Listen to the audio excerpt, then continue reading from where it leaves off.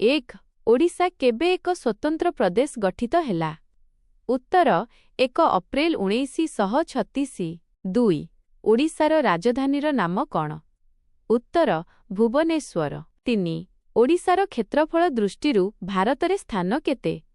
ଉତ୍ତର ଅଷ୍ଟମ 8th। 4 ଓଡ଼ିଶାରେ ବର୍ତ୍ତମାନ କେତୋଟି ଜିଲ୍ଲା ଅଛି?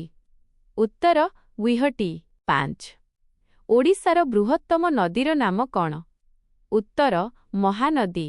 6 ଓଡ଼ିଶାର ସର୍ବୋଚ୍ଚ ପର୍ବତ ଶୃଙ୍ଗର ନାମ କ'ଣ? ଉତ୍ତର ଦେଓମାଳି, କୋରାପୁଟ ଜିଲ୍ଲା। 7 କୋଣାର୍କ ସୂର୍ଯ୍ୟ ମନ୍ଦିର କିଏ ନିର୍ମାଣ କରିଥିଲେ? ଉତ୍ତର ଲାଙ୍ଗୁଳା ନରସିଂହଦେବ ପ୍ରଥମ। 8 ଓଡ଼ିଶାର କାଶ୍ମୀର କାହାକୁ କୁହାଯାଏ?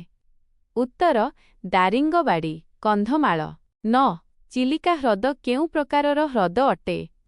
ଉତ୍ତର ଲୁଣି ହ୍ରଦ, ଲାଗୁନ୍। 10 ଓଡ଼ିଶାର ରାଜ୍ୟ ସଙ୍ଗୀତ ବନ୍ଦେ ଉତ୍କଳ ଜନନୀର ରଚୟିତା କିଏ? ଉତ୍ତର କାନ୍ତକବି ଲକ୍ଷ୍ମୀକାନ୍ତ ମହାପାତ୍ର। 11 ଓଡ଼ିଶାର ପ୍ରଥମ ମୁଖ୍ୟମନ୍ତ୍ରୀ କିଏ ଥିଲେ? ଉତ୍ତର ହରେକୃଷ୍ଣ ମହତାବ। 12 ଉତ୍କଳ ଗୌରବ ନାମରେ କିଏ ପରିଚିତ? ଉତ୍ତର ମଧୁସୂଦନ ଦାସ। 13 ଉତ୍କଳମଣି ନାମରେ କିଏ ପରିଚିତ? ଉତ୍ତର ଗୋପବନ୍ଧୁ ଦାସ। 14 କଳିଙ୍ଗ ଯୁଦ୍ଧ କେବେ ହୋଇଥିଲା? ଉତ୍ତର ଖ୍ରୀଷ୍ଟପୂର୍ବ 261। 15 ଓଡ଼ିଶାର ରାଜ୍ୟ ପଶୁ କିଏ? ଉତ୍ତର ସମ୍ବର। 16 ଓଡ଼ିଶାର ରାଜ୍ୟ ପକ୍ଷୀର ନାମ କ'ଣ? ଉତ୍ତର ଭଦଭଦଳିଆ, ଇଣ୍ଡିଆନ୍ ରୋଲର। 17 ଓଡ଼ିଶାର ରାଜ୍ୟ ଫୁଲ କ'ଣ ଅଟେ? ଉତ୍ତର ଅଶୋକ।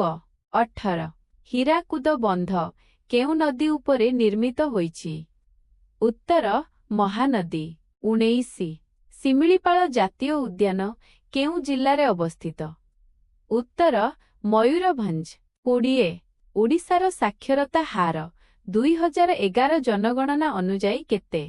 ଉତ୍ତର 72। 87